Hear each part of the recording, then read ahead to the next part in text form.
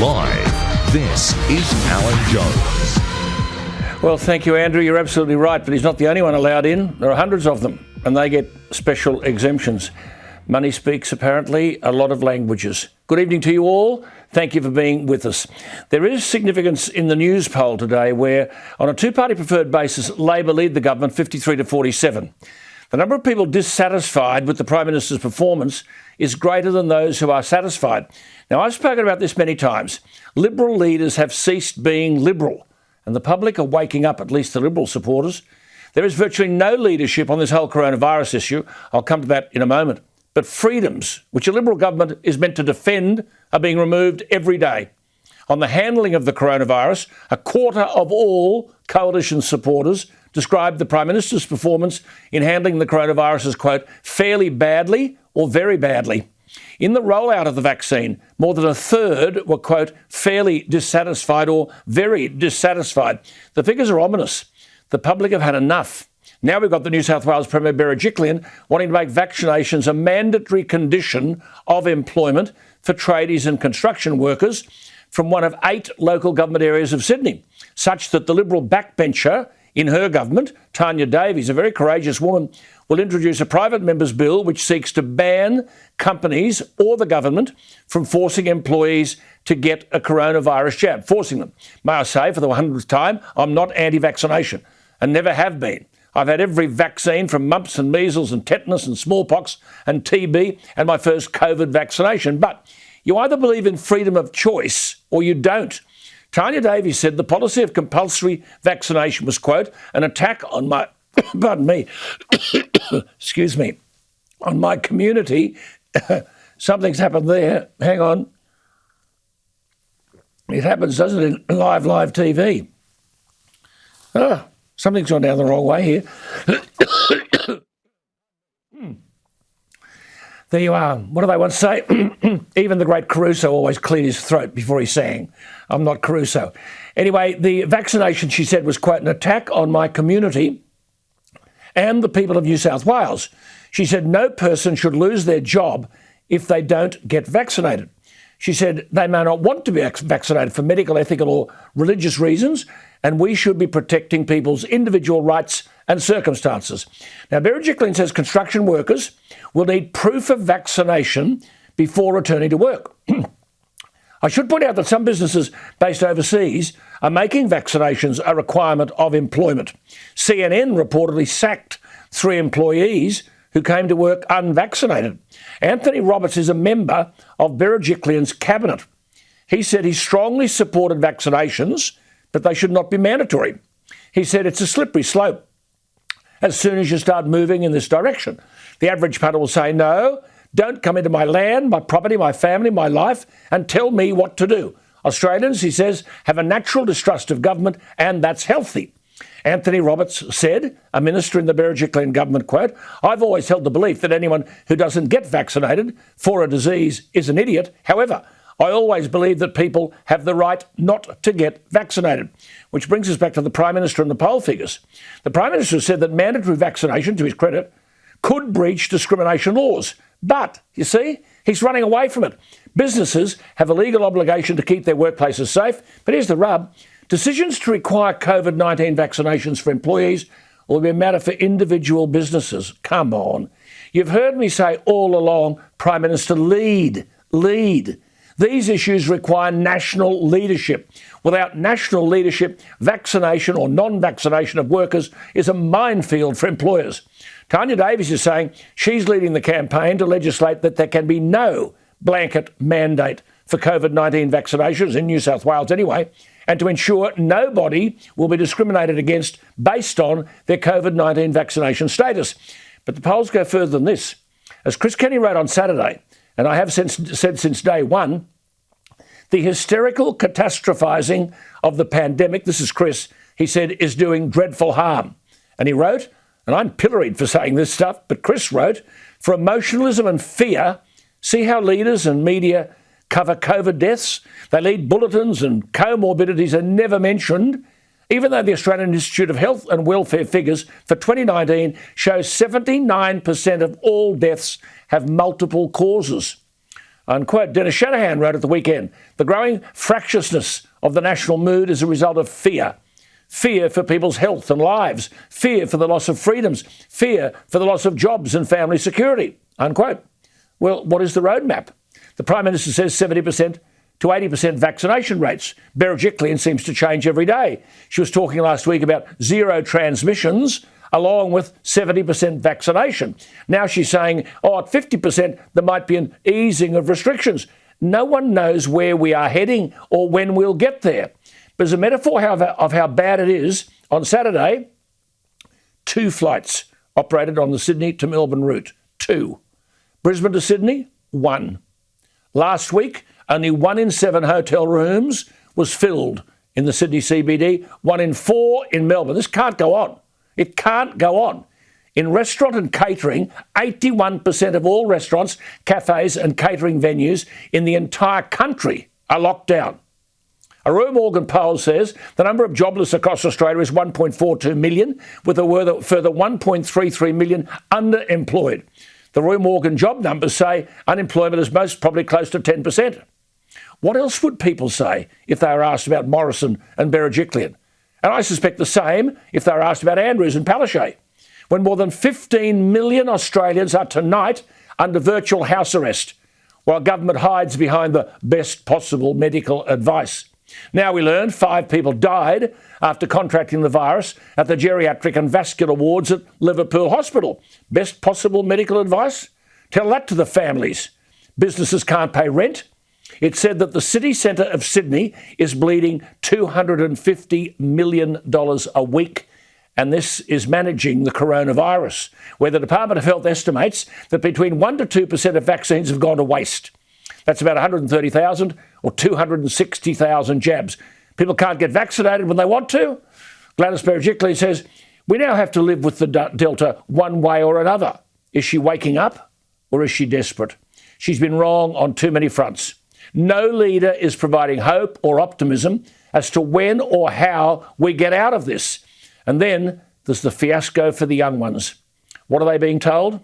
They were told to turn up at the weekend in Sydney to the Kudos Bank Arena. They were told buses would get them there. They were told that vaccination would let them get back, perhaps, to face-to-face teaching. I told you last week about students trying to make a booking for coronavirus and their application was rejected.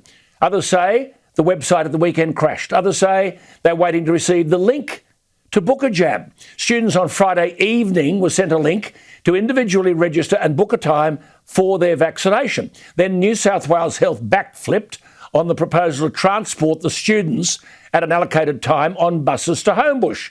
Friday evening, principals are blindsided. Many students wouldn't be able to get there. The health minister then told them, so arrogantly, make your own arrangements. By yesterday, some students still couldn't book when they spent hours over the weekend on the website. This is disgusting, isn't it? And then there are others who don't want to be vaccinated and have no idea where they stand. And you wonder why the polls show Labor a mile in front and they don't have to do anything. Not Alan Jones, but Steve Waterson, writing in the Weekend Australian, said, quote, leaders hide behind the health advice to ignore the pain their COVID response has caused. Wrote Waterson, if a foreign power were causing damage on this scale, we would regard it as an act of war, unquote. But I suppose, as I said, you don't have any understanding when you're on $8,000 a week, or as the Chief Health Officer in Queensland, $12,600 a week. As Steve Waterson writes, in response to the fact that a surge in cases has closed restaurants and the latest outbreak means tradesmen can't go to work, he says what I've been saying for months, quote, no, ladies and gentlemen, the virus hasn't done this to us. You have. Cosy, talking to politicians, cosy in your luxurious offices with your index-linked financial cushions, surrounded by sycophants and shoving people around like demented puppeteers, unquote. And they wonder why the polls are where they are. If politicians had any political insights at all, they'd understand that the public are fed up. Stop being know-alls and bellowing alarmism. There has to be another way. Look after the vulnerable and let the rest of us get on with our lives. It's called personal responsibility, unless you want Australia to become a totalitarian world, because I'm telling you something, that is precisely what people think it is now, and they're ready to punish the political leaders who started it. Well, you see, it was more of the same today. Scare over care in the press conference. Another 134,000 tests. The cost of this is monumental. 0.21% tested positive. Or put another way, out of 133,840 tests, 133,557 tested negative. I would have thought that was good news. We are never told anything about comorbidities or the ages of those who test positive. The World Health Organisation tells us that in Australia there are 60 serious cases. These are compiled from input from our health authority. 60 are critical. One woman travelled from Newcastle to Tamworth and was infectious, so the whole of Tamworth go into a lockdown for a week from 5 p.m. to 9. Berejiklian, where's the evidence? Where's the information? None. 60,000 people. Anyone who thinks that that's proportionate needs medication. Gladys Berejiklian is rightly under a lot of pressure because of her brazenness, her defiance, and choosing scare over care. What about this response from a perfectly legitimate question today from one person in the scare conference? Listen to this. You requested a reassessment of a $5.5 million grant that Daryl Maguire stood to gain a political benefit from. Can you please stand back a bit? Thank you. Why did you do that? And isn't that a serious conflict of interest given you were in a secret relationship with him at the time? Firstly, the proposition you're putting is absolutely ridiculous. And second, all proper processes were followed, and that's all I say on the matter. Thank you. We've seen the letters that you exchanged letters with Daryl Maguire about this project. You wrote to him, you thanked him for bringing it to the government's attention. Wasn't it a serious conflict of interest getting involved in any way in that grant process, given you were in a relationship at the time? I refer you to my previous answer, and please respect this press conference. Any other questions? Yep.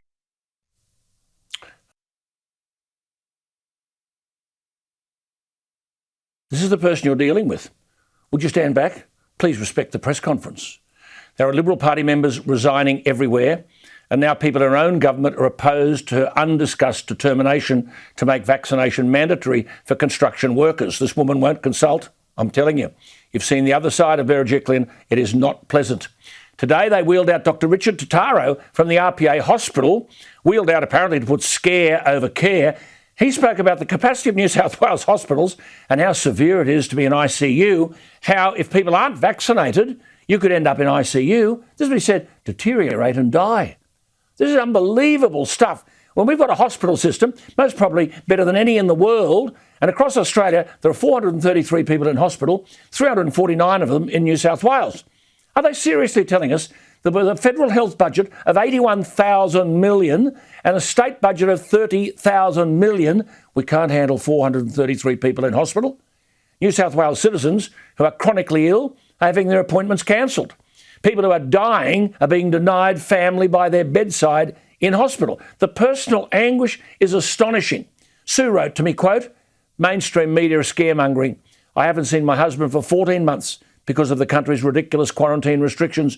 We are both fully vaccinated, unquote. Another, his grandfather was dying in hospital, told me how wonderful the nurses were in trying to help the family see the dying grandfather. Quote, they did everything they could to circumvent the COVID invigilators, including where a nurse got herself into trouble for allowing 2 carers in the room overnight with my grandpa. It's cruel what they're doing to families. Not once has Berejiklian said a dying relative must be entitled to have a family member present in these final hours. A pregnant woman must be allowed to have her partner pregnant at birth. What kind of people are running this place? If the hospital system can't handle 100 people in intensive care, aren't we entitled to ask where all this money is going? The $110,000 million. One man passed away last week in Campbelltown Hospital from cancer. Do Berejiklian and co care? Remember I told you this man's wife was there, distressed and hard of hearing, but she had to keep her social distance while her husband passed away, and family members denied the dignity of being by his side because one disease has 133,840 tests and 283 are positive, while people are dying every day from other terminal diseases. The press conference today was full of scare and contradictions. After dishing out a whole narrative of hospital capacity and how scary it will be in the ICU, the Chief Health Officer then says, listen to this. Can I just also acknowledge that the intensive care that is provided in the Australian context is one of the best in the world. So what was the scare mongering about? But keep it up. This Dr. Totaro then said, when patients leave ICU, they sometimes had post-traumatic stress disorder. Listen. You know, you can't imagine anything more traumatic than being in an ICU and being critically ill. So post-traumatic stress disorder, all things that we know happen to people who have been critically ill, and definitely things that happen to people with COVID. What is the agenda here, apart from fear? I've been in intensive care. No one ever mentioned that to me. But of course, when Dr. Chant was asked where this was all going to end, she repeated, we have to all play our part, do our bit. She's on over 6,000 a week and has given up nothing, while 70,000 tradespeople in Western Sydney can't get to work. But keep up the fear. Remember, it's scare, not care. Listen. Your loved ones could end up in ICU and could tragically die. So I just can't stress it enough that this is not a time for complacency. Just appalling stuff designed to frighten. These people know nothing about strategy, nothing. I could write them a tiny speech to deliver to the people of New South Wales or even Australia. It'd go something like this, and I quote, start, here I go. Well, here we are today. We did have a lot of tests in the last 24 hours, about 134,000. You know something? Only 283 were positive. We have a terrific hospital system. If you talk with your family and your doctor about this wretched virus, remember, on average, 99% recover. What will help you recover is a vaccination. Get the vaccine. Don't be negative. Think of this wonderful country, superb healthcare, great opportunities. Now, my aim as your leader is to get people into work tomorrow, if I can, to get children back to school amongst your teachers and your friends. I think after 18 months, I think we all know the risk, don't we?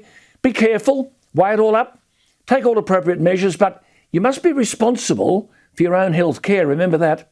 It was the former British Prime Minister, Theresa May, who said, COVID's here to stay. It is, but we have wonderful resources to fight it. Our record to date, has been terrific, and I'm confident it'll continue. So I'm saying to you today, be optimistic. Believe in a good tomorrow. I hope I'm back with some good news tomorrow. Questions? No. Berejiklian's defiant, as you saw in that video. She's under pressure. Her party's unhappy. Her members are unhappy. And she surrounds herself with people who tell her what she wants to hear. Look at this again. Berejiklian feeling the heat and snapping. Premier, you requested a reassessment of a $5.5 million grant that Daryl Maguire stood to gain a political benefit from. Can you please stand back a bit? Thank you.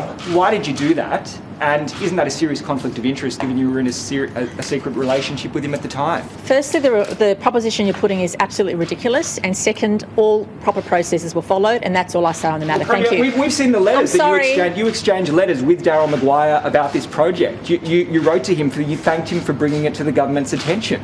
Wasn't it a serious conflict of interest getting involved in any way in that grant process, given you were in a relationship at the time? I refer you to my previous answer, and please respect this press conference. Any other questions? Yep. Well, there it is. Can you please step back a bit? Please respect the press conference. This is the way she carries on with her cabinet. She won't brook any interference. Why would a person with that attitude really care? You see, it's the pretense of caring. It's fakery. Listen to this. Health and safety of our population is always our first and foremost priority, but so is mental health. Gladys Berejiklian, if you cared about the mental health of people, you would change what you're saying and how you say it and channel the words of Theresa May, learning to live with the virus, and sadly, people will die.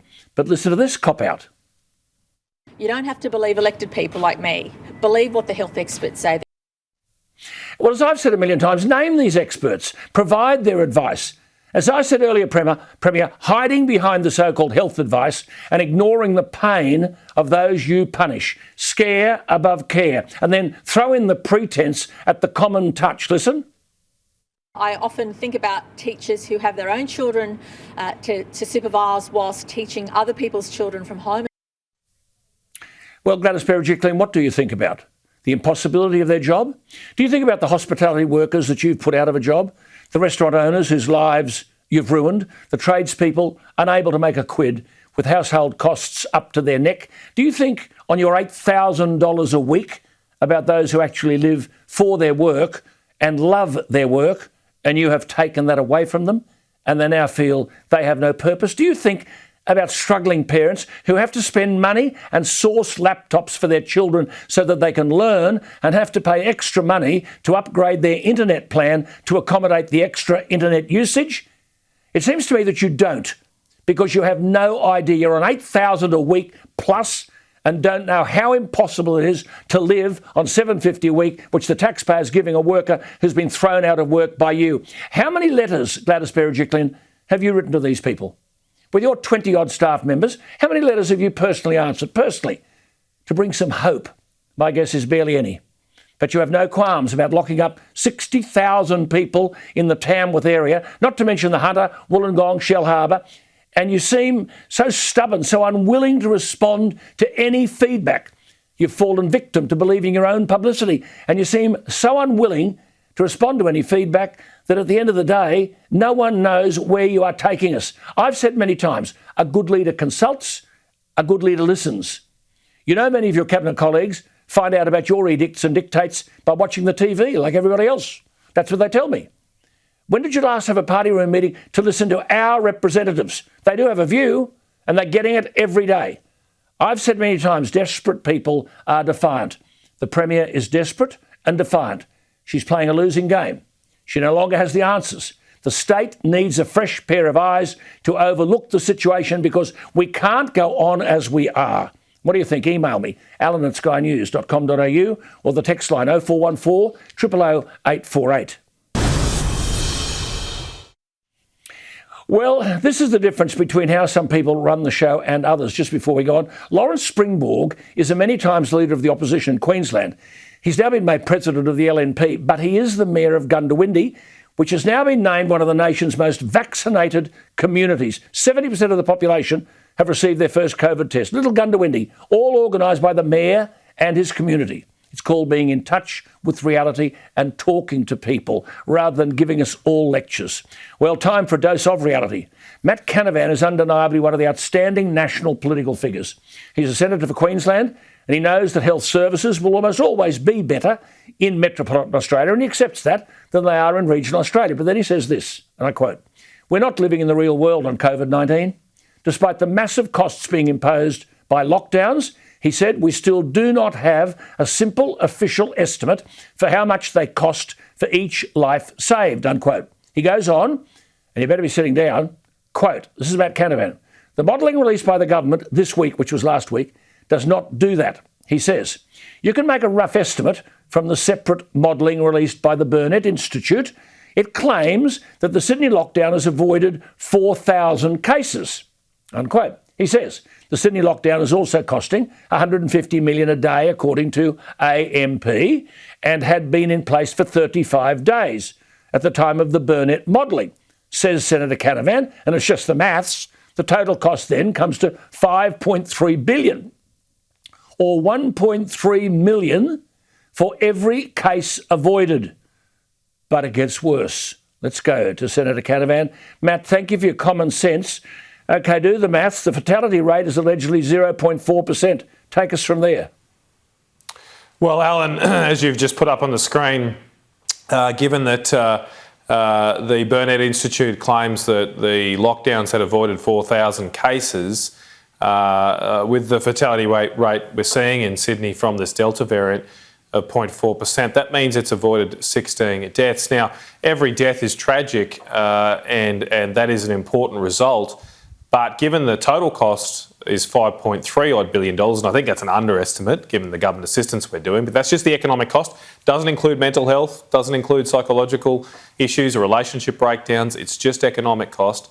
That puts the economic cost of those life saves at $330 million. Now, some will criticise me and others for putting a dollar value on these things, but we do that every day of the week, Alan. Alan, we have effectively eradicated deaths from the flu. In the last couple of years, there's almost been 0 deaths in Australia from the flu. We've done that because we closed our international border. So if you put an infinite price on life, if you don't think we should put a price on life saved, well, by that logic, we should just keep the border closed forever. and we'll never have another flu death, hopefully, or never get close to having a big outbreak. That's absurd. We've got to balance off these things, and that's not happening at the moment. Let me just go back to that point. I'll say it slowly. So what Matt is saying here is that the cost, not his figures, these are AMP figures, 5.3 billion is the cost to date. As you said, that's just the economic cost. As of last week, as of last week. Last week. And then if we've saved 16 deaths, 16 into 5.3 billion goes to 331.25 million per life saved, and that's only the economic cost. Go on, Matt, take it from there. Yeah, well, that's right, Alan. On top of that, of course, you've got costs which we pretty much can't measure, like the effect on people's long-term mental health, the effect on people not going to their doctor. There's a lot less people doing that during these lockdowns, both because sometimes the hospital services are restricted and also because people are scared. They've been scared about going out, so they don't go and get checkups. So that's going to have a long-term cost. And of course, marriages break down, small businesses go bust. Lifeline has had record numbers of calls. So all of those costs are on top of what I'm estimating. Now, this is probably the most costly policy we've adopted during peacetime. And yet there's almost zero attempt to assess those costs and weigh them up against what else is going on. And that's because I think, Alan, a lot of those costs aren't seen by the decision makers. They don't see them. They don't feel them. They're not affected by them. So therefore, they're not calculating them. Not when you're on 8,000 a week. That's your point. We have daily case numbers. I've made this, and they want to shoot me from every point of the globe. No press conference announces how many small businesses went under, how many marriages broke up, how many people lost their job. And you say, rightly, we can't be in lockdown forever. And take this point that you make about the Delta variant. Well, I'll quote what Matt, let him comment. He says the panic about the Delta variant. But then Matt Canavan says this, but little focus on the reality that Delta is killing fewer people than the outbreaks we had last year. That's not because Delta is any less fatal, but many of our most vulnerable people are vaccinated. Matt. Well, Alan, I loved your editorial about hope. We do have enormous reasons to hope here because we do have these remarkable vaccines which are clearly saving lives. The vaccines are saving lives. And that means that the issue we face this year is much, much less worrisome than the issue we faced in March last year thanks to the Chinese Communist Party. Last year, every case, let's say every 100 coronavirus cases on average in Australia, unfortunately 3.2 of those cases on average ended in death. It was tragic. 3.2% was the fatality rate for every case last year. Now it's down to 0. In this last outbreak, is 0.4. That's 90% lower, 90% reduction. Now, as I say, it's probably not because of the variant or any change in the coronavirus. It's almost certainly got a lot to do with the vaccination program. So we should be happy with that. They'll come banging on your door to try and shut you up because you're sort of understating the case. It is just terrible, mate. I mean, here we've got big pharma, big government, big media. But someone's got to speak up, and I'm so grateful that you are. And thank you for that. I mean, I don't know whether the public really understand the maths of it all, but why is no one in government, just a quick one, why is no one in government prepared to address the issue in this way? I think, Alan, because fear we've got a lot of people into a fearful state. And I suppose there's a concern that if, like myself, and I think you too, if we are saying some cold, hard truths, that the messenger of those cold, hard truths would be treated unpopularly by the broader people. But as Winston Churchill said, Alan, the most important virtue in politics is courage. And I do think we need to have the courage to tell people what is the truth here. Absolutely. Because if we don't do that, we're only delaying these costs. Eventually the truth will come and mug us. We've got to prepare for it sooner rather than later. Great stuff. Great stuff. There he is. Refreshing. Well done. Senator Matt Canavan from Queensland. I think we need a break. We'll be back after that.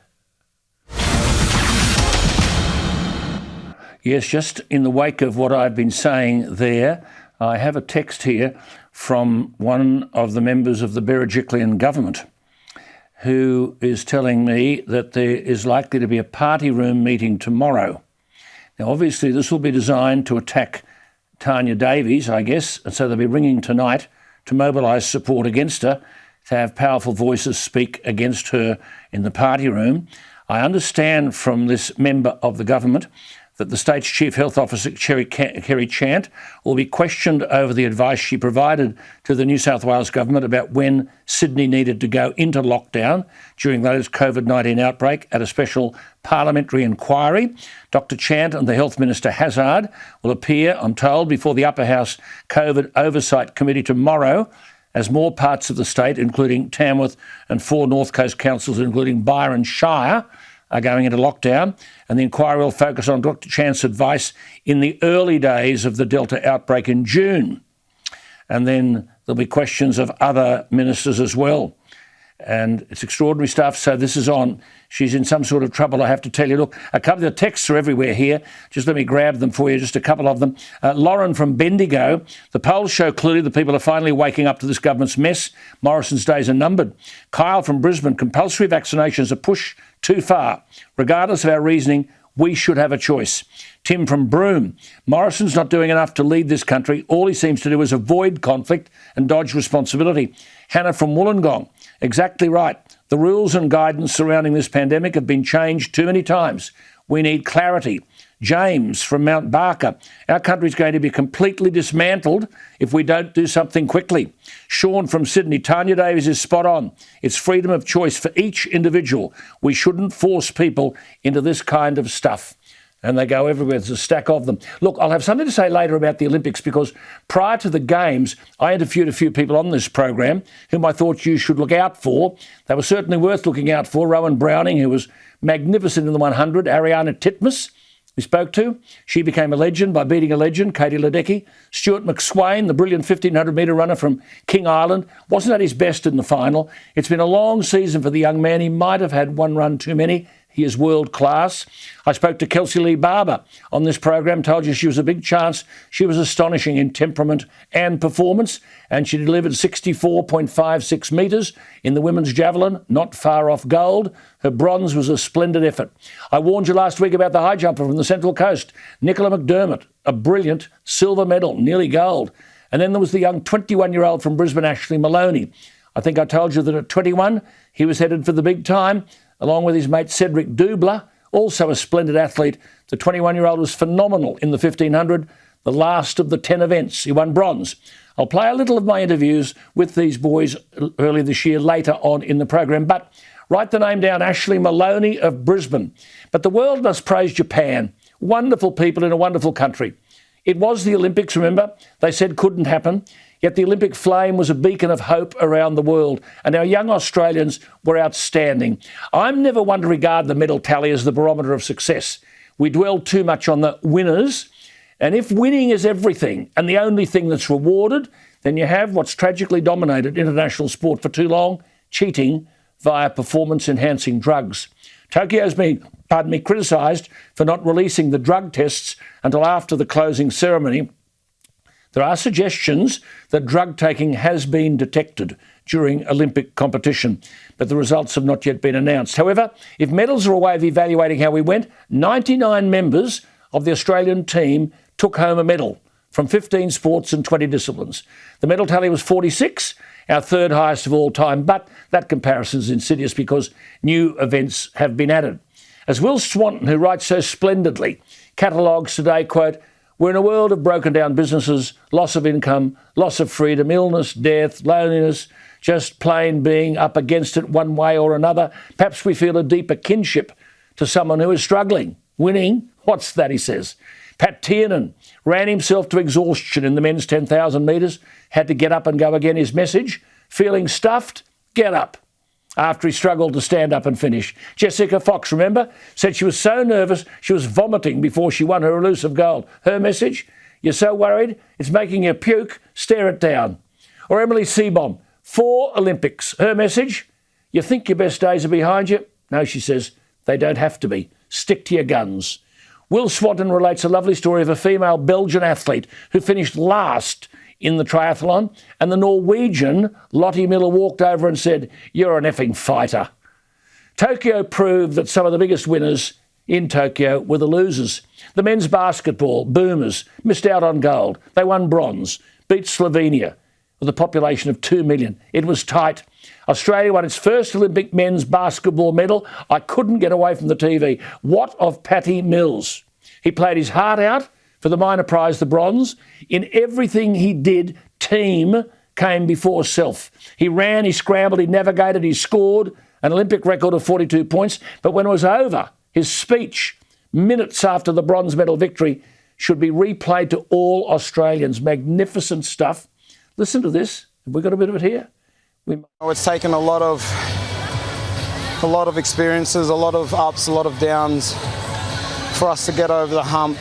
And now that we've made it over the hill, this is the standard now of Australian basketball for men, and we take nothing less. Oh, magnificent. With the great Kate Campbell, Patty Mills carried the Australian flag in to begin the games. It seems by example he was carrying the flag for the whole 2 weeks, never with greater dignity than the period immediately there after he helped win that elusive bronze. There were many people in a very Australian classy team, but Patty Mills rightly, I think, was the captain of the class. Well, now, tomorrow night, it's the official 2021 census night. It comes around once every 5 years. It's administered by the Bureau of Stats, and it's meant to measure the progress and the shape of what's happening in Australia. The Americans run a census once every decade. We run 2 a decade. The Americans ask 9 questions. We will ask 63 tomorrow night. I'm not sure that isn't overkill. The questions and answers are meant to reveal a lot about our nation. Households in Australia are meant to have received a letter in the mailbox from the Australian Bureau of Statistics with a set of instructions on how to complete the form online. census.abs.gov.au, but it's all there in your letter.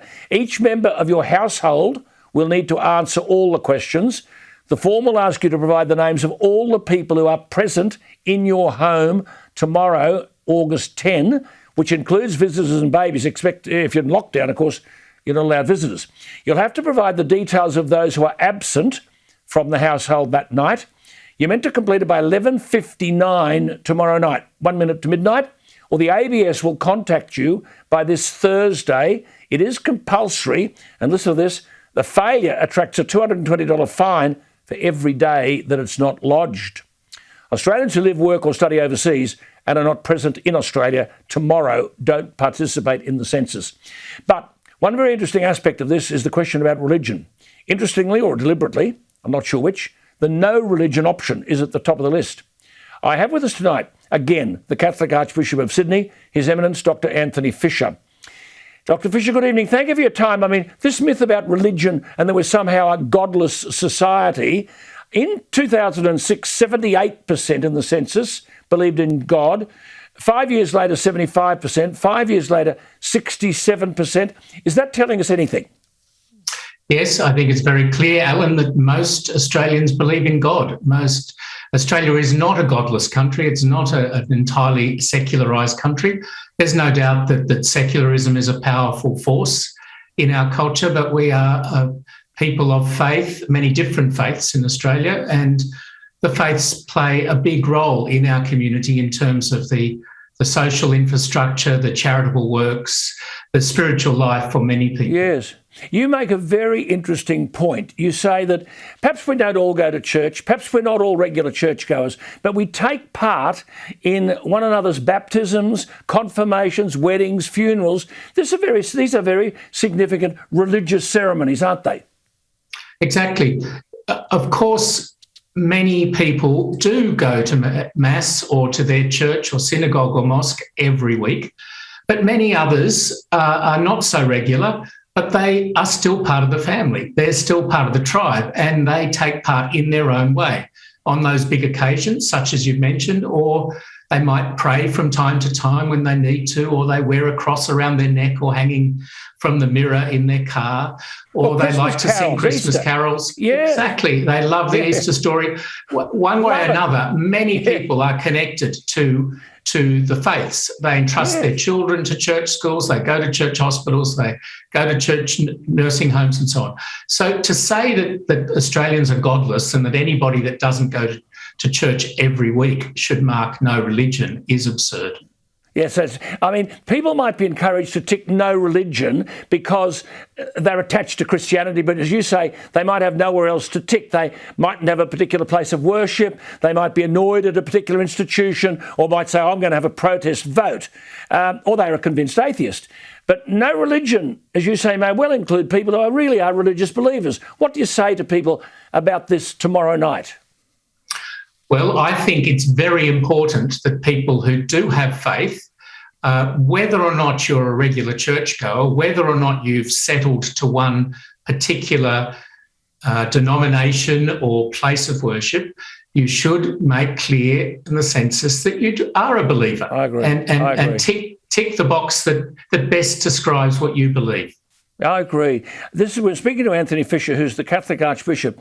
And look, I just say to our viewers here, see, when you think today of how people are denigrated savagely because they might disagree with the response to coronavirus or the way the vaccination program has been undertaken, and there are attacks launched on others, often from the point of ignorance, His Eminence, the Archbishop, said this: I would never denigrate those who belong or in one way or another don't tick all the boxes. So in other words, Your Eminence, you try to understand those who may disagree with you. Yes, exactly. I know that there are many faithful people, there are many believers in one way or another, to one degree or another, who don't buy the whole package or have got some issue with the Catholic Church or churches in general. But to say they are godless people, to say they have no religion, is to denigrate them. And it means you don't really understand human beings. We're very complex, and it all comes as a matter of degrees and at different times in our lives, more or less.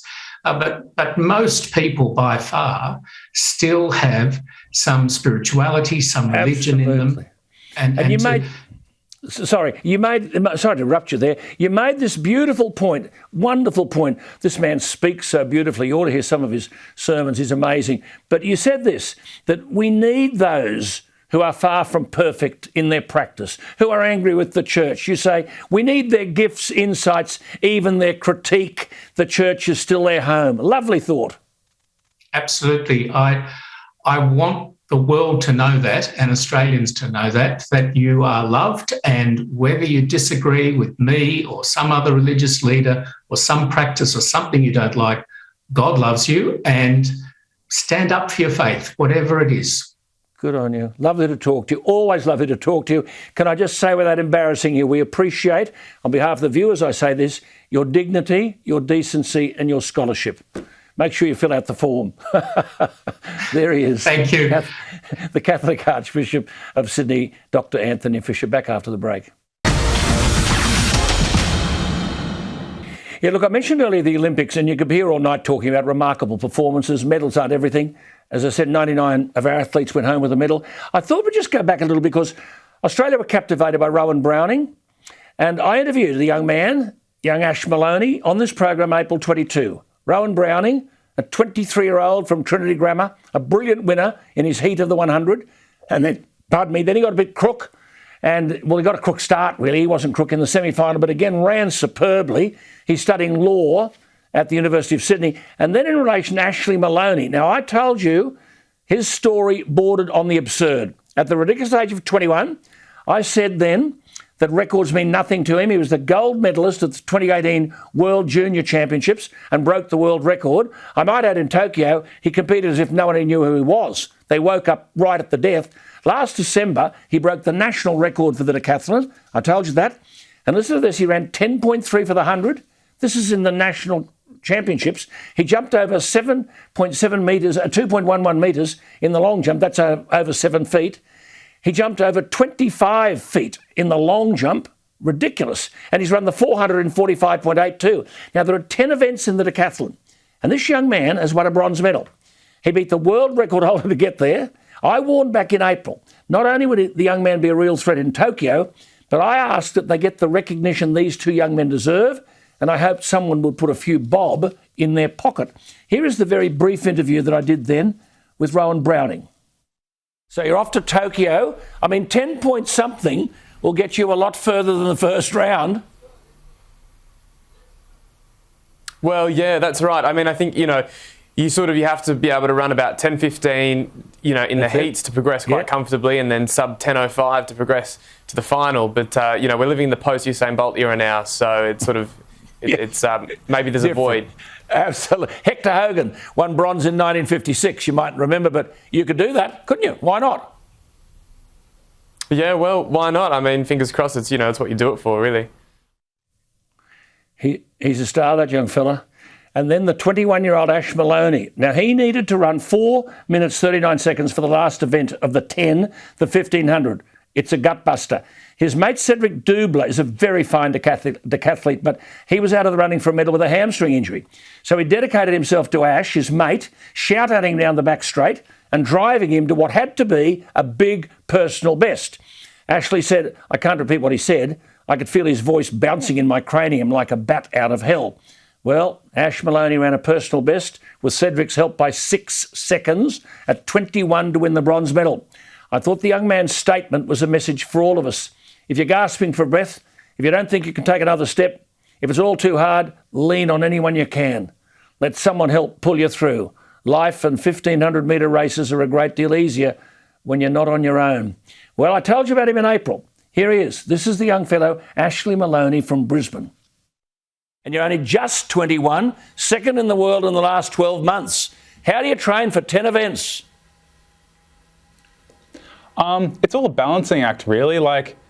So we train 2-3 events a day, depending on the day, and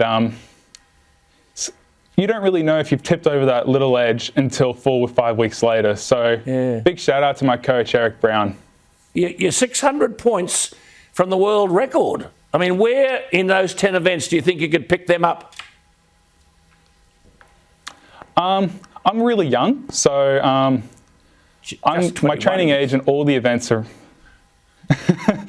all my events training age is really young. So every single event I can point grab in all of them.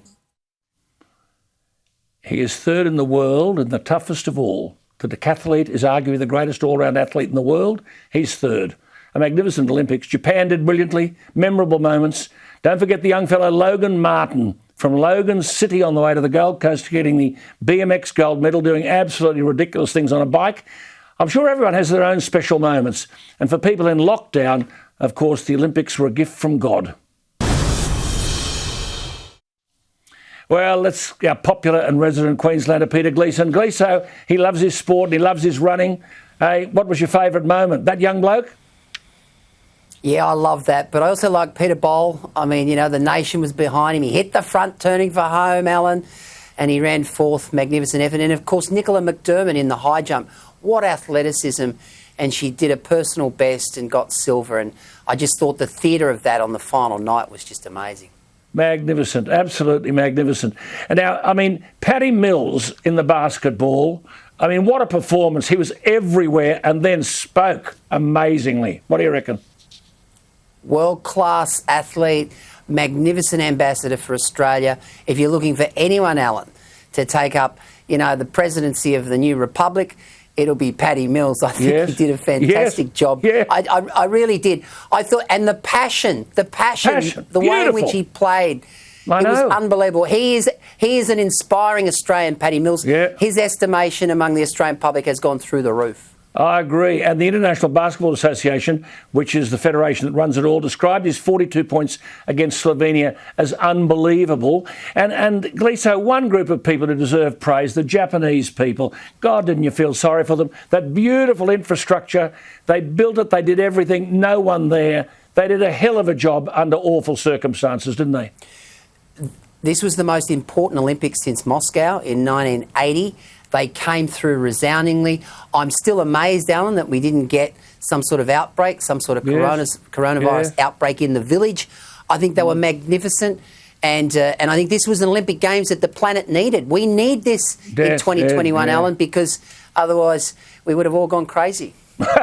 Just a quick one before you go, the news poll. I mean, only one reason why on a two-party preferred basis Labor's leading, Liberal leaders have ceased being Liberal.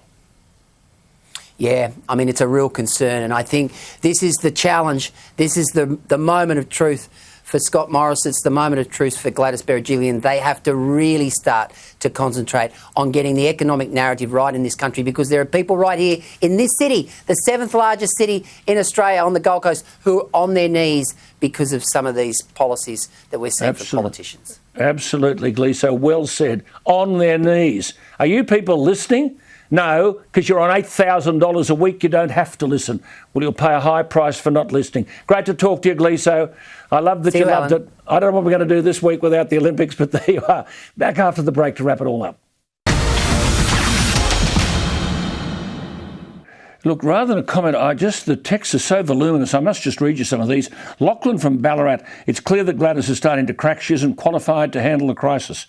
Chris from Orange, you'd think Gladys would be nicer to the public since they're the reason she's paid so much. Steve from Darwin, do the state premiers have complete immunity from any form of consequence? Dale from Tamworth, Berejiklian seems to be arrogant and unwilling to move us forward. How can her party members stand by such a dictatorial leader? I note dictatorial leader, this party room meeting tomorrow, I understand, is 30 minutes.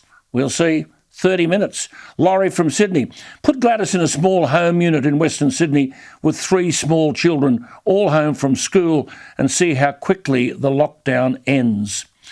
Okay, look, you can check the program tonight on my Facebook page, Alan Jones Australia. Paul is coming up with the best program you'll ever possibly see, and I'll be back tomorrow night at the same time. See you then. Good night.